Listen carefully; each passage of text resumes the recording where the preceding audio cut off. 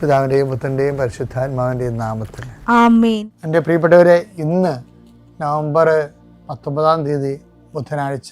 അമ്മേ പരിശുദ്ധ അമ്മേ, അമ്മേ പരിശുദ്ധ ദൈവമാതാവേ, കൃപാസനത്തിലൂടെ ഞങ്ങൾക്കും ഞങ്ങളുടെ ദേശത്തിനും അമ്മ മധ്യസ്ഥം തേടി തന്ന എല്ലാ അനുഗ്രഹങ്ങൾക്കും കൃപകൾക്കും ഞങ്ങളിപ്പോൾ ഹൃദയം നിറഞ്ഞ നന്ദി പറയുന്നു. അമ്മേ പരിശുദ്ധമ്മേ ദൈവമാതാവേ, 2004 ഡിസംബർ 7 ഉച്ചകഴിഞ്ഞ് 2:30 കൃപാസനത്തിൽ സംഭവിച്ച അമ്മയുടെ പ്രത്യക്ഷപ്പെടലിനെ കുറിച്ച് തിരുസഭയ്ക്ക് സമർപ്പിച്ചിരിക്കുന്ന പഠനരേഖകളുടെ മേൽ സഭാത്മകമായ പഠനം ആരംഭിക്കുവാൻ ഞങ്ങൾ പ്രാർത്ഥിക്കുന്നു. അമ്മേ പരിശുദ്ധമേ, ഭൂസ്വർലോകങ്ങളുടെ രാജ്ഞിയായ അങ്ങേയ്ക്ക് ഭൗമസംരക്ഷണത്തിനായി പ്രപഞ്ചപ്രകൃതിയെ തന്നെ തിരുസഭ പ്രതിഷ്ഠിക്കുവാൻ ഈ പ്രത്യക്ഷീകരണം വഴി ഇടയാക്കണമേ. പരിശുദ്ധമേ, ജപമാല മാതാവേ, സകല കൃപാസനം പ്രാർത്ഥനയോടും ചേർത്ത് ഞങ്ങളിപ്പോൾ പ്രാർത്ഥിക്കുന്ന ഈ കുടുംബത്തിന്റെ പ്രത്യേക നിയോഗം പറ മക്കളെ.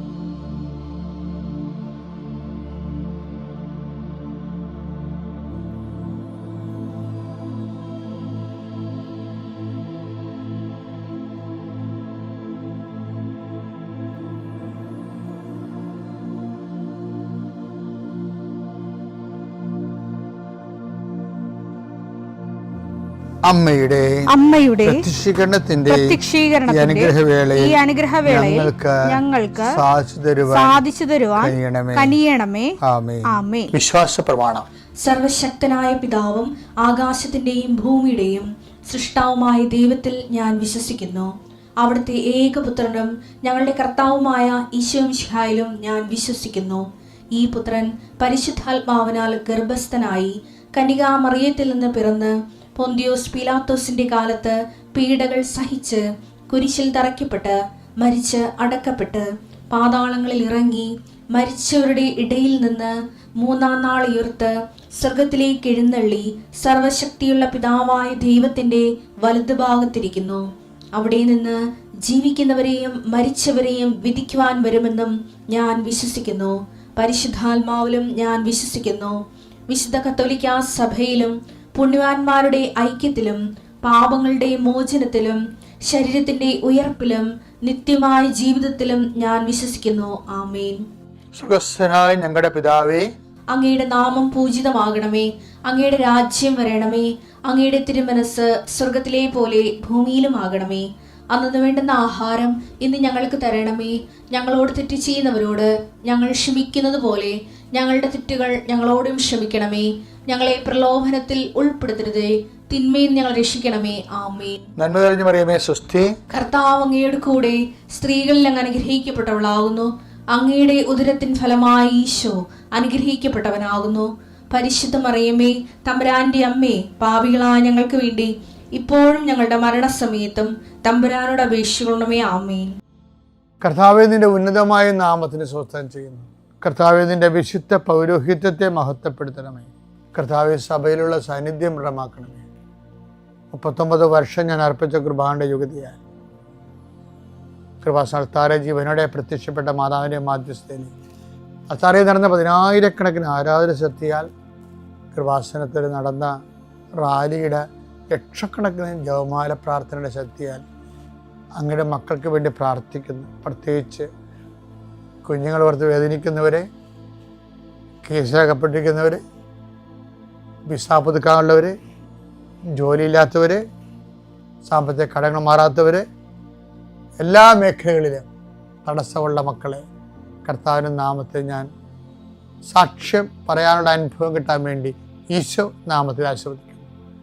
നീ വേണ്ടെന്ന് വെച്ച് അവസാനിപ്പിച്ച എല്ലാ കാര്യങ്ങളുടെ മേലും കർത്താവ് പുതിയ മുളകൾ നിനക്ക് മുളപ്പിച്ചു തരികയും നീ നിന്നുപോയ കാര്യങ്ങൾ, നീ വേണ്ടെന്ന് വെച്ച് തള്ളിക്കളഞ്ഞ കാര്യങ്ങളുടെ മേലെ ദൈവം നിനക്ക് പുതിയ പ്രത്യാശ നൽകാൻ വേണ്ടി ഞാൻ ആശീർവദിക്കുന്നു.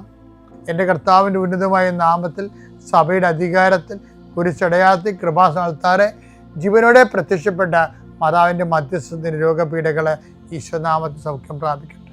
മക്കൾ, നമ്മൾ ഈ ദിവസങ്ങളിലൊക്കെ കഴിഞ്ഞ ദിവസം ഒരു പ്രത്യേക ചാപ്റ്റർ കോളേജ് ചെയ്യണം, കവർ ചെയ്യണം അല്ലേ. ഇപ്പം അതായത് ഒരു സെക്കൻഡ് ഓപ്ഷൻ ദൈവം അതർ ഓപ്ഷൻ ആകരുതെന്നുള്ള രീതിയിലാണ്.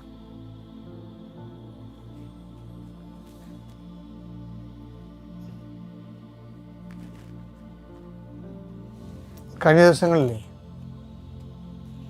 നീതു എന്നും പറഞ്ഞൊരു മോള്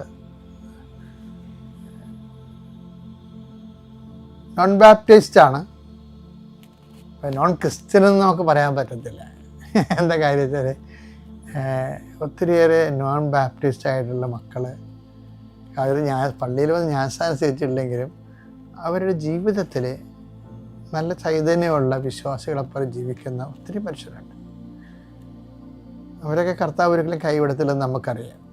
കഴിഞ്ഞ ദിവസം ഒരു നീതു എന്നും പറഞ്ഞൊരു മോള് സാക്ഷ്യം പറഞ്ഞേ.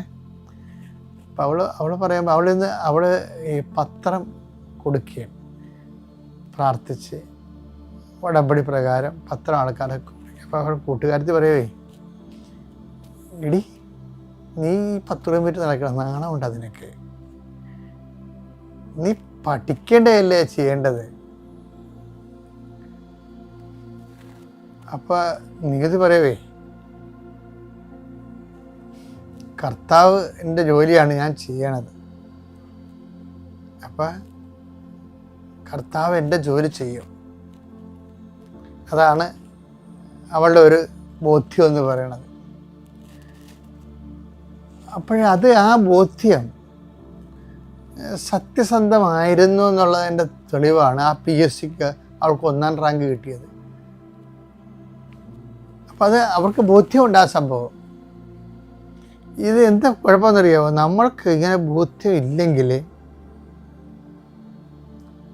താൻ പാതി ദൈവം പാതി എന്നൊക്കെ പറഞ്ഞാലും കുറച്ച് കഴിയുമ്പോൾ ഈ ദൈവം എന്നുള്ള സംഭവം ഫെയ്ഡ് ഔട്ടായിട്ട് പോകും. അതാണ് എൻ്റെ കുഴപ്പം. എന്നിട്ട് നിങ്ങൾ നാളെ ജയിക്കുകവരും ചെയ്യണമെങ്കിൽ ആദ്യം ഞാൻ പ്രാർത്ഥിച്ചായിരുന്നു, ഞാൻ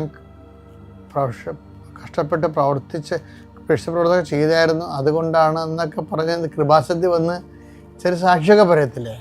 ഇപ്പം ഞാൻ ചിരിക്കത്തൊന്നുമില്ല, ഞാൻ നോക്കത്തുമില്ല. അത് എന്നുവെച്ചാൽ എനിക്ക് അറിയാം കുറച്ച് കഴിയുമ്പോൾ ഇവർ വൃത്തിയും വിനയില്ലാത്തവരാണ്, ആധ്യാത്മികമായിട്ട് കൃത്യതയില്ലാത്ത ആൾക്കാരാണെങ്കിൽ, അതാ ഉദ്ദേശം പറഞ്ഞത്, ആധ്യാത്മികമായി കറക്റ്റല്ലെങ്കിൽ 6 മാസം കഴിയുമ്പോൾ ഇവരുടെ കള ഇവരിലും തന്നെ രൂപപ്പെട്ടു വരും. ബൈബിളിൽ എങ്ങനെ വെച്ച് കഴിഞ്ഞാൽ മറ്റുള്ളവർ വന്നു പ്രഭു നമ്മൾ വിതച്ചത് നല്ല വിത്തല്ലേ, കള എങ്ങനെ രൂപപ്പെട്ടു, അത് ശത്രു ചെയ്ത പണിയാണ്. കുറച്ച് കഴിയുമ്പോൾ ശത്രു തന്നെത്താൻ പറയും, എന്താ പറയുക, അതിപ്പോൾ ഞാൻ പഠിച്ചത് കൊണ്ടാണ്, പ്രാർത്ഥിച്ചതല്ല, എനിക്ക് എല്ലാത്തിനും പണ്ടേ മാർക്കുള്ള ആളാണ്, ഞാൻ ബുദ്ധിപരമായിട്ട് എൻ്റെ ക്ലാസ്സിൽ ഫസ്റ്റായിരുന്നു. അപ്പോൾ ഇങ്ങനെ കുറേ സാധനമൊക്കെ ഒരു 6 മാസം കഴിയുമ്പോൾ പതുക്കെ താൻ പാതി ദൈവം പാതി എന്നുള്ള കാര്യം മാറിയിട്ട് തന്നിലേക്ക് തന്നെ ആ മഹത്വം വരും, തൻ്റെ ക്രെഡിറ്റായിട്ട് വരും. അതാണ് ഇതിൻ്റെ ഒരു അപകടം എന്ന് പറയുന്നത്. ആദ്യം വരത്തില്ല, ഒരു 6 മാസം കഴിയുമ്പോഴാണ് ഇത് നമ്മുടെ ഉള്ളിൽ തന്നെ ഇങ്ങനെ ഒരു രീതി, ദൈവത്തിൻ്റെ മഹത്വം നമ്മൾക്ക് സ്വയമായിട്ട് നമ്മൾ ഏറ്റെടുത്ത് നമ്മളൊരു അതർ ഗോഡായിട്ട് മാറും. അത് ശ്രദ്ധിക്കണം. ഇങ്ങനെ നല്ല കാര്യങ്ങളൊക്കെ സാധ്യതയൊക്കെ അച്ഛൻ പറഞ്ഞൊക്കെ നിങ്ങൾ കൃത്യമായിട്ട് ശ്രദ്ധിച്ചാണ് നിങ്ങൾ ആത്മീയ ജീവിതം നയിക്കണമെന്നുണ്ടെങ്കിലല്ല, നിങ്ങൾ ദൈവം നിങ്ങളെ ഒരിക്കലും വിട്ടുപോകത്തില്ല.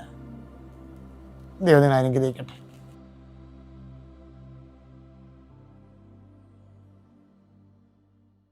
അത്യപൂർവ ദൈവാനുഭവങ്ങൾ ഇനി നിങ്ങൾക്കും സ്വന്തം. ഈ യൂട്യൂബ് ചാനൽ ഇതുവരെ സബ്സ്ക്രൈബ് ചെയ്തിട്ടില്ലെങ്കിൽ ഇപ്പോൾ തന്നെ സബ്സ്ക്രൈബ് ചെയ്യുക. ഈ വീഡിയോ ഇപ്പോൾ തന്നെ നിങ്ങളുടെ സുഹൃത്തുക്കൾക്ക് ഷെയർ ചെയ്തുകൊണ്ട് കർത്താവിൻ്റെ പ്രേക്ഷിതരാകുക.